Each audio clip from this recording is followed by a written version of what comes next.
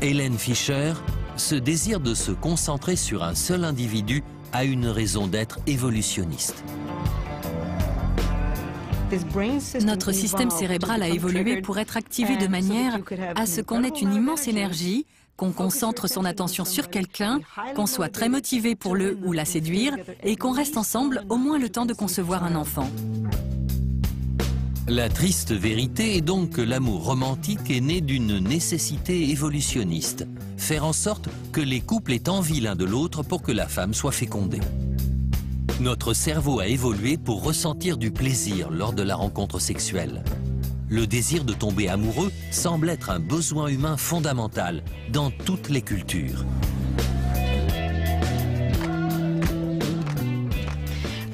L'amour romantique existe dans le monde entier. Une étude menée dans toutes les cultures a constaté son existence dans 150 sociétés différentes.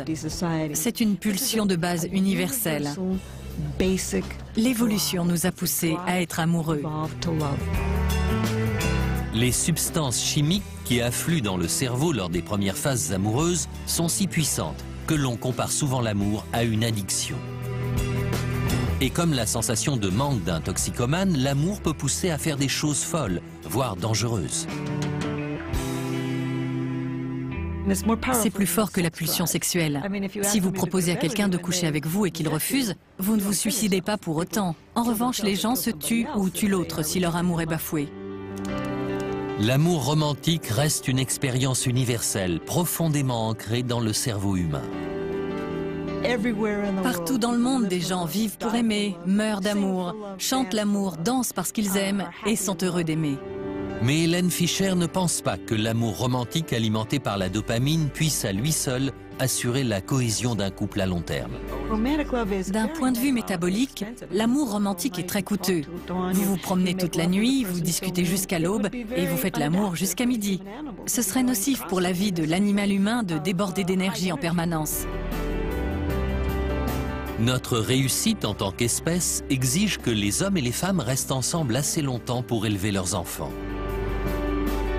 Pour garantir ce résultat, notre corps bombarde notre cerveau d'encore plus d'hormones sexuelles. Un arsenal chimique qui nous fait rester en couple bien après que la flamme de l'amour romantique ait vacillé. Nous allons maintenant poser l'une des questions les plus sensibles de la science évolutionniste. Peut-on être fidèle à un seul partenaire ou sommes-nous biologiquement programmés pour le tromper?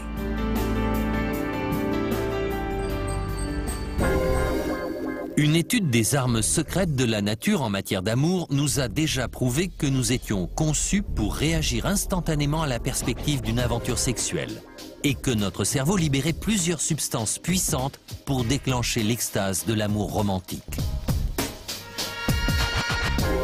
Mais une fois que nous avons choisi notre partenaire et que nous sommes tombés amoureux, pouvons-nous rester ensemble ou l'infidélité est-elle biologiquement inévitable?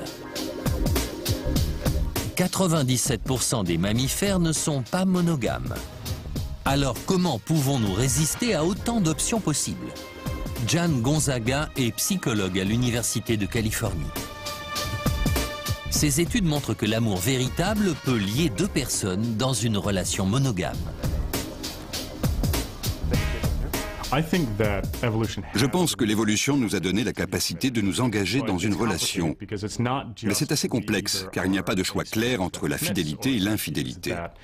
Nous sommes une espèce qui va de l'un à l'autre, car nous réagissons en fonction de notre environnement. Le chercheur a mené une étude passionnante pour découvrir comment les humains restent avec leur partenaire au lieu de céder aux nombreuses tentations. Nous voulions tester si c'était l'amour et non d'autres sensations comme le désir qui nous aidaient à écarter de nos pensées les autres partenaires potentiels. Pour l'occasion, Jan Gonzaga recrute des étudiants qui sont en couple. Dans un premier temps, il leur demande de choisir la photo de quelqu'un qui les attire. Ensuite, il leur fait rédiger un texte tout en ayant des pensées coquines pour leur propre partenaire. À chaque fois que l'étudiant pense à l'inconnu de la photo, il a la consigne de le noter dans la marge. Ensuite, l'étudiant doit écrire un autre essai mais cette fois-ci en pensant amoureusement à son ou sa partenaire. Encore une fois, il doit marquer sur sa feuille s'il pense à la personne de la photo.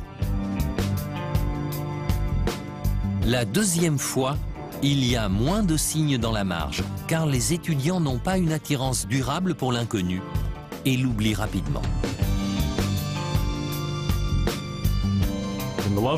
Quand ils sont amoureux, les gens peuvent chasser ces pensées de leur esprit et ne sont pas assaillis par les tentations sexuelles. Cela prouve que l'amour assure la cohésion des couples, du moment qu'il est sincère.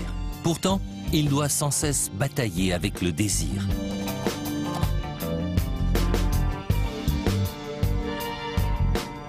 Le désir, c'est quelque chose de compliqué, parce que même quand il est dirigé vers notre partenaire romantique, il peut nuire à notre fidélité. En effet, une partie de sa fonction pourrait consister à scruter notre environnement à la recherche d'un autre partenaire plus séduisant. Et s'il y a effectivement quelqu'un de plus attirant, cela peut être mauvais pour votre couple. Donc, si la relation est basée sur de l'amour, nous avons plus de chances de rester ensemble. Si c'est sur le désir, nous sommes susceptibles d'aller voir ailleurs. Il semble que l'amour ait évolué pour construire des couples durables, alors que le désir nous sert à reconnaître les meilleurs gènes. Il semble donc que l'amour, et non le désir, soit ce qui nous aide à régler le problème de l'engagement. Il consolide notre fidélité envers notre partenaire romantique. Et cela concorde avec la théorie d'Hélène Fischer sur la troisième phase de l'attirance sexuelle, l'attachement à long terme.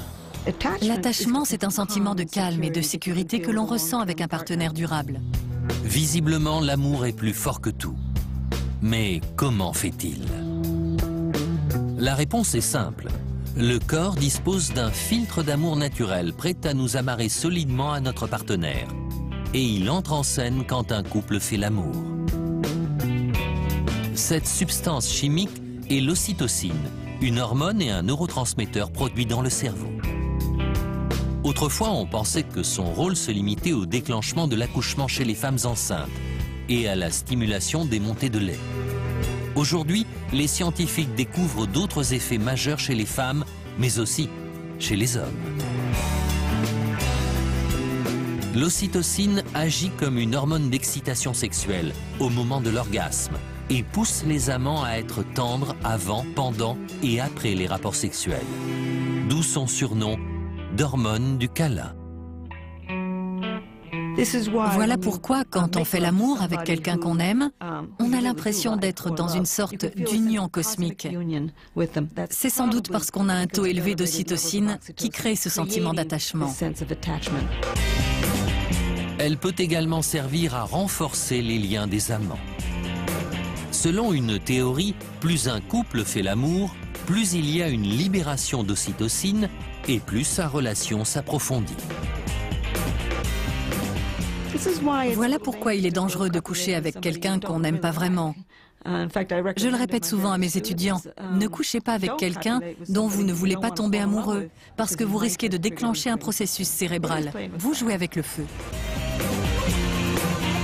Mais la nature n'a pas dit son dernier mot. La pharmacie de l'amour contient une autre potion magique, la vasopressine. Sécrétée pendant l'acte sexuel, elle joue un rôle essentiel dans la phase de l'engagement à long terme. Les scientifiques ont découvert ce rôle en étudiant les habitudes sexuelles des campagnols. Ces rongeurs figurent parmi les quelques 3% de mammifères monogames. La vasopressine est sécrétée au moment de l'accouplement, exactement comme chez les humains. Le cerveau des campagnols possède des récepteurs pour la vasopressine dans des régions liées au circuit de récompense. L'accouplement stimule le centre de la récompense, fabrique un souvenir agréable de ce partenaire et tisse un lien solide. Selon les scientifiques, le mécanisme de récompense impliqué dans cette addiction pourrait avoir évolué de la même manière chez d'autres animaux monogames, dont les humains.